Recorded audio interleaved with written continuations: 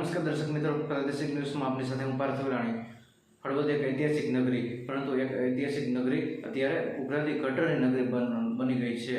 ને તમે આ લાઈવ દ્રશ્યો અત્યારે તમે જોઈ રહ્યા છો કે હળવદ શહેરના મેઇન રોડ ઉપર છે ઉભરાતી જે ગટરનો જળબંબાકાર થઈ ગયા છે। કેટલું બધું પાણી ગટરનું એક જાહેર રોડ ઉપર નીકળી રહ્યું છે। વાહન ચાલકો હોય ને ચાલીને જતા મુસાફરો હોય અને તમામ લોકોને અત્યારે કેટલી હાલાકીનો સામનો કરવો પડતો હોય છે। અને અત્યારે રોડની કામગીરી ચાલી રહી છે। 18 કરોડના ખર્ચે જે આ રોડ બની રહ્યો છે, પરંતુ રોડ તો બનાવે પરંતુ ભૂગર્ભ ગટરનું મેનેજમેન્ટ ન જાળવી શકાયું। ને આ લાઈવ દ્રશ્ય જોઈ રહ્યા છે કેવી ઉભરાતી ગટરો મિત્રો ઉભરાઈ રહી છે। અને વાહન ચાલકો હોય, વિદ્યાર્થીઓ હોય, જે મહિલાઓ હોય, સિનિયર સિટીઝનો હોય ને આ લોકોને કેટલી તકલીફો ભોગવવી પડતી હોય છે।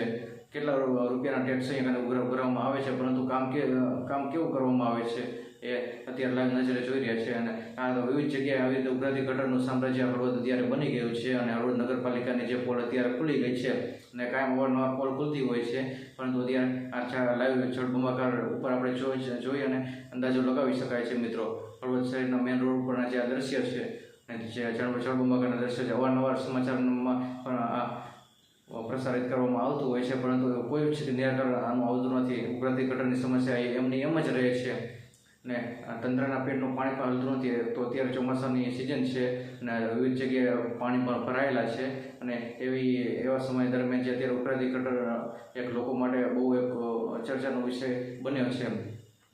અને આ પ્રશ્નનું નિરાકરણ ક્યારે આવશે? લોકો એ જ સવાલો પૂછી રહ્યા છીએ કે ક્યારે આ ઉભરાતી ગટરો બંધ થશે, ક્યારે અમને સારી સુવિધાઓ મળશે ને કેટલો બધો રૂપિયાનો વેરો ભરવામાં આવે છે, પરંતુ એ વેરાના પૈસા જાય છે ક્યાં?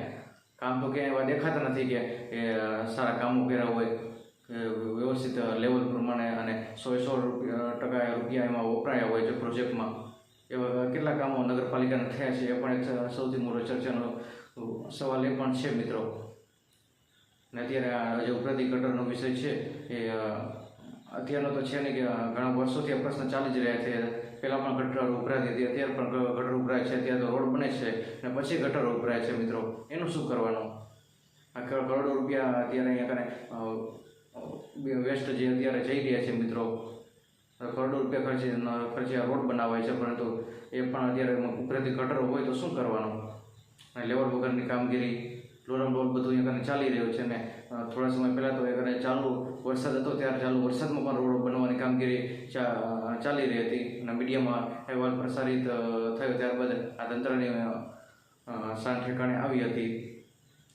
પરંતુ જે પહેલાનો જે પ્રશ્ન હતો એને પ્રશ્ન હજી એમને એમ જ ચાલી રહ્યો છે, એમનું કોઈ નિરાકરણ તો કોઈ આવતું નથી। જળબંબાકાર એવા ને એવા છે મિત્રો। નમસ્કાર।